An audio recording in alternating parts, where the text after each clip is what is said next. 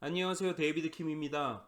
밴쿠버 바로 옆 도시 버나비에서도 가장 발전한 곳 메트로타운에 드디어 정부 공사 허가를 받고 다음 주 정도부터 분양에 들어가는 프로젝트가 있습니다. BC주 역사상 초고층 66층의 마천루 프로젝트인 시티즌입니다. 많은 리얼터들이 드디어 BC주에도 최고의 건물이 생긴다며 일생일대의 투자 기회라고 설명합니다. 정말 그런지 살펴보겠습니다.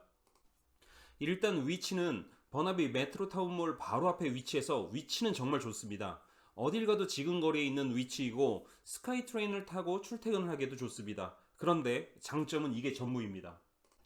시티즌 프로젝트의 조감도입니다. 굉장히 멋있습니다. 집에서 바라보는 풍경은 그야말로 환상적일 것 같습니다. 하지만 건물 구성도를 보면 이야기가 달라집니다. 제가 생각하는 첫 번째 문제점은 복잡한 구조입니다. 사진에서 보시다시피 가장 아랫부분은 상업용 커머셜, 중간은 렌탈 아파트먼트, 가장 상단이 콘도미니엄입니다. 1층부터 9층까지는 상업용 빌딩이고 상점, 오피스로 구성될 예정입니다. 이 커머셜 공간을 위한 전용 엘리베이터가 3대가 운영될 예정이고 커머셜을 위한 전용 편의시설이 조성될 예정입니다. 10층부터 31층까지는 렌탈 아파트먼트로 구성되어 있고 21층 공간에 총 273개의 유닛이 배정될 예정입니다. 이 중 200개 유닛은 마켓 렌탈 유닛으로 73개 유닛은 난 마켓 렌탈 유닛으로 배정될 예정입니다. 렌탈 아파트먼트 유닛을 위한 전용 엘리베이터가 3개 배정되어 있고 아파트먼트를 위한 전용 편의시설이 건설될 예정입니다. 마지막으로 32층에서 65층까지가 콘도미니엄이고 이제 분양을 시작하는 공간입니다. 총 372개의 유닛이 배정되어 있고 33층 공간에 위치될 예정입니다. 콘도 유닛을 위한 전용 엘리베이터가 3개가 배정되고 콘도를 위한 전용 편의시설이 건설될 예정입니다. 가장 꼭대기층은 콘도 유닛을 위한 스카이 라운지입니다. 여기까지만 들으셔도 건물 구성이 너무 복잡하다는 것을 아실 수 있습니다. 레지덴셜과 커머셜로 구성된 주상 복합 건물은 몇 개가 있지만 이렇게 렌탈 아파트먼트까지 함께 구성된 빌딩은 매우 드뭅니다. 구성이 너무 복잡해서 과연 스트라타를 통합해서 운영할지 각각 섹션으로 나눠서 구성할지는 분양을 시작하면서 살펴봐야 합니다. 과연 건물 관리비, 특별 부담금 이럴 때에는 어떻게 분배가 되는지 세심한 주의가 필요합니다. BC 리얼터 중 스트라타 매니지먼트 라이센스를 가진 리얼터는 매우 드뭅니다. 분양 담당 리얼터 분에게 라이센스는 가지고 있는지 이런 내용에 대해서 알고 있는지를 물어보시기 바랍니다. 대부분의 BC 리얼터들은 스트라타에 대해 지식이 전무합니다. 제가 생각하는 두 번째 문제점은 렌탈 유닛과 콘도 유닛의 양극화입니다. 캐나다는 타인의 삶에 대해 큰 관심이 없고 자신의 삶을 영위하는 것으로 유명합니다. 콘도에 사는 사람들이 아파트먼트에 사는 사람을 무시하지 않습니다. 하지만 같은 건물의 콘도 유닛과 렌탈 아파트먼트 유닛이 공존한다면 상황은 어떻게 될까요? 이번에 한국에서 개봉된 영화 콘크리트 유토피아는 부자 아파트와 서민 아파트 주민들 사이의 갈등을 그리고 있습니다. 저도 영화를 실제로 보진 못해서 정확한 내용은 잘 모르겠습니다. 한국에는 이런 갈등들이 참 많은데 왜 이런 나쁜 문화를 캐나다에서도 시도를 하는지 이해를 할 수가 없습니다. 하지만 이 문화 갈등 요소는 완전한 제 상상이고 뇌피셜이기 때문에 팩트만 보겠습니다. 렌트를 비교했을 때 분명히 렌탈 아파트먼트 유닛의 렌트비가 콘도 렌트비보다는 훨씬 높을 것입니다. 많은 분들이 렌탈 아파트먼트의 렌트비가 저렴하다고 생각하시지만 그것은 건축된 지 50년 이상 된 구식 아파트 경우에만 해당되는 이야기입니다. 밴쿠버 다운타운에 최근에 지어진 고급 렌탈 아파트먼트가 많이 있는데 렌트비는 비슷한 레벨의 다른 콘도 렌트비보다 500불에서 1000불 정도 높습니다. 또한 전용 엘리베이터가 각각 3개씩 아파트먼트에 따로 콘도에 따로 배정되어져 있습니다. 그런데 아파트먼트는 총 21층에 273개 유닛이 엘리베이터 3개를 사용하고 콘도는 총 33층에 372개 유닛이 엘리베이터 3개를 사용합니다. 한 유닛당 사용할 수 있는 엘리베이터 수가 압도적으로 아파트먼트가 높습니다. 삶의 질이 아파트먼트가 더 높다는 걸 의미합니다. 과연 콘도 집주인들 중 몇 분이나 자신의 콘도가 아파트먼트보다 낮은 퀄리티라는 부분에 동의하실 수 있으실까요? 제가 생각하는 세 번째 문제점은 이 콘도는 렌탈 프로퍼티로 전락할 것이라는 점입니다.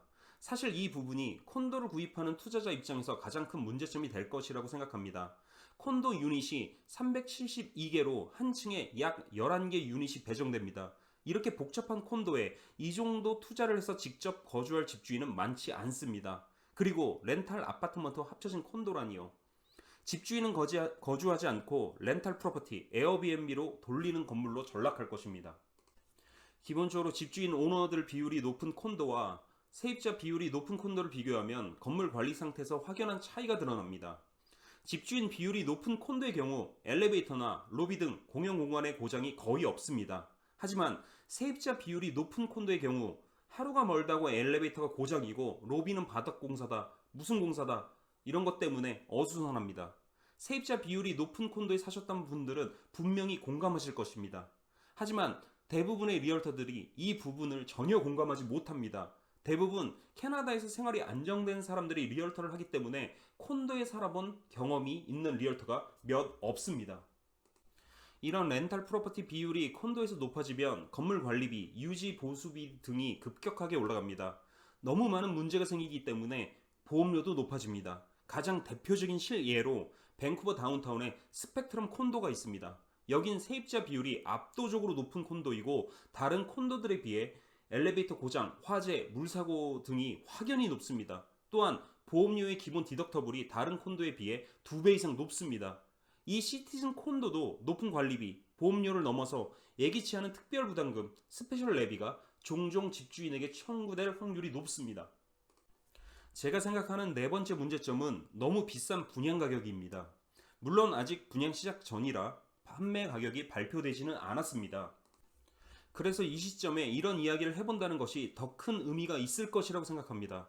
제가 예상하는 이 콘도의 분양 가격은 스퀘어풋당 1,400불입니다. 이렇게 이야기를 하면 감을 못 잡는 분들이 많을 거라 제가 메트로타운 주변 콘도 시세를 알려드리면 보통 스퀘어풋당 1000불에서 1200불에 형성되어져 있습니다. 에어컨디셔닝이 되는 고급 콘도의 경우 1100불 정도 하고 더 하이엔드 고급 콘도의 경우 1200불 정도 합니다. 하지만 저는 이 콘도 분양 가격이 1400불이 넘을 거라고 예상합니다. 너무나도 말도 안 되는 터무니없게 비싼 가격입니다. 이 가격이면 밴쿠버 다운타운에 가장 살고 싶어하는 동네 1위 예일타운의 폴스크릭 바닷가 앞 고급 콘도를 이 가격에 구입할 수 있습니다. 폴스크릭 지역의 콘도들은 집주인 거주 비율이 압도적으로 높습니다.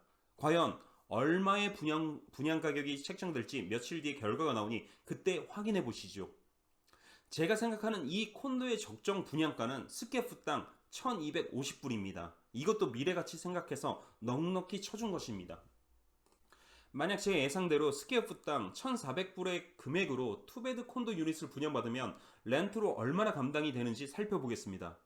해당 프로젝트에서 투베드 유닛 830 스퀘어풋짜리로 기준을 잡았고 분양 가격은 100만 불이 넘어갑니다. 구매자가 80%의 모기지를 받는다고 가정했을 때 한 달에 내야 하는 모기지 금액만 6,000불이고 건물 관리비 등 필수적인 지출만 생각해도 한 달에 최소 6,500불 이상을 내야 합니다. 그러나 이 정도 건물 위치와 퀄리티로 봤을 때 많이 받아도 월 3,500불 렌트를 받기가 힘들 것으로 예상됩니다. 과연 감당이 되시겠습니까?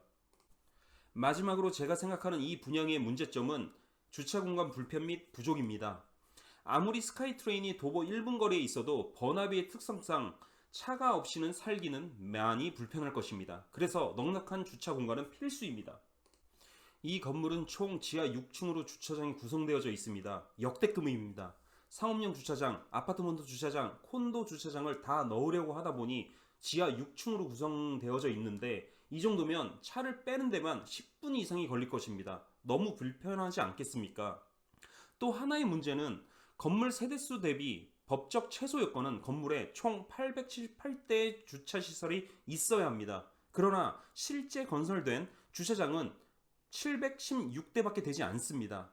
법적 최소 요건을 못 지키는 문제를 개발사인 앤썸은 공유자동차, 모도 이보와 같이 이런 공유자동차와 스카이트레인, 버스 사용에 보조금을 지원하는 방식으로 정부 허가를 받아냈습니다. 물론 스튜디오를 제외한 모든 유닛에는 기본적으로 주차장 한 대가 포함되어져 있습니다. 하지만 추가 주차장을 사거나 임대하기가 매우 힘들 것이고 그 가격 또한 너무나도 비쌀 것으로 예상됩니다.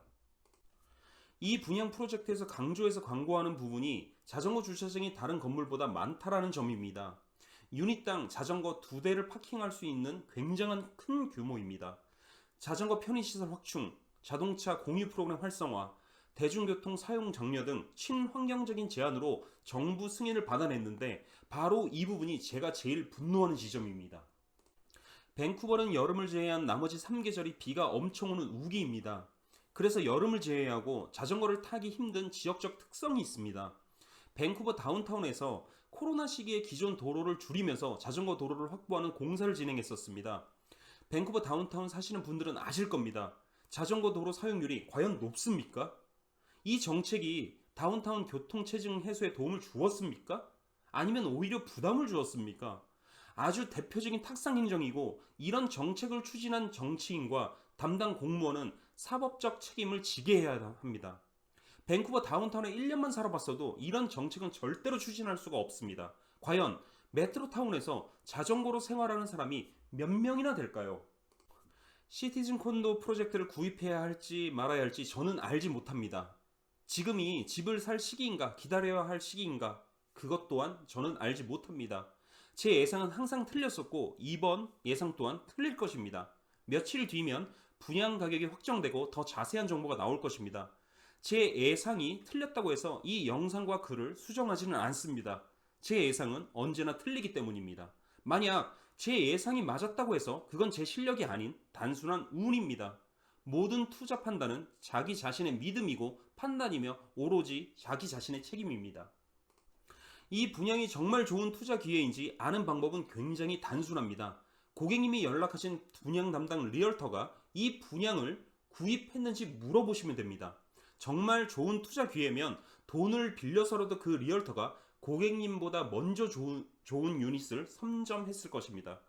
리얼터 자신이 직접 투자한 분양이라면 정말 좋은 투자라고 믿고 가격이 오를 거라고 믿고 고객님들에게 판매하는 것이기 때문에 그 리얼터의 말은 믿을만하다고 생각이 듭니다.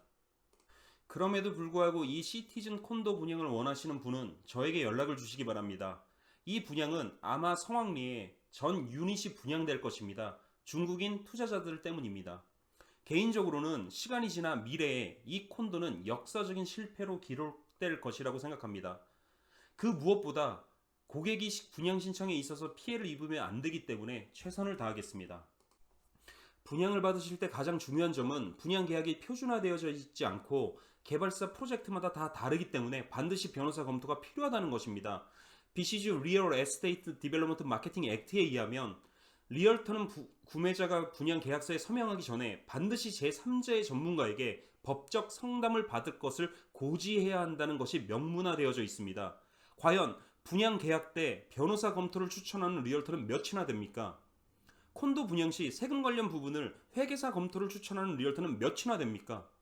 저 데이비드 킴 리얼터는 저를 통해 분양을 받는 모든 고객에게 변호사 선임 검토 비용, 회계사 선임 검토 비용, 입주 전 전문 인스펙터를 통한 집 점검 비용 등을 제가 부담해서 전문가와 상담을 통해 문제없이 분양을 받도록 도와드리겠습니다. 참고로 구매자분은 저에게 내셔야 할 어떠한 부동산 수수료도 없습니다. 저는 콘도 분양 건설사를 통해 수수료를 받고 이 수수료로 고객분들에게 위 서비스를 제공해 드립니다.